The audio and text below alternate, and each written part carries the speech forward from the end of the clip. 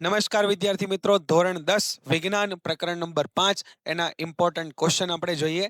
એનો વેટેજ છે 14 માર્ક. સૌથી વધુ વેટેજ ધરાવતું આ ચેપ્ટર છે વિજ્ઞાનમાં. એ વિભાગમાં કુલ 2 પ્રશ્નો, બી વિભાગમાં 2 પ્રશ્નો એટલે 4 ગુણ અને ડી વિભાગમાં 2 પ્રશ્નો એટલે 8 ગુણ. 8 ને 2 10 ને 4 14 માર્કનું આ ચેપ્ટર આપણું છે પૂછાવાનું છે. કયા પ્રશ્નો આપણે તૈયાર કરવાના છે? માનવમાં ઉત્સર્જન, આકૃતિ સહિત.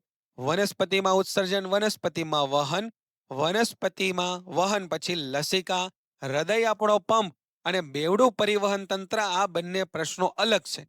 પેજમાં જે ઉપરના ભાગમાં લખેલો છે હૃદય આપણું પંપ, એ પ્રશ્ન છે, અને બેવડું પરિવહન એની આકૃતિ આ પ્રશ્નની નીચે આપેલી છે. એનું લખાણ અલગ છે, ધ્યાન રાખજો.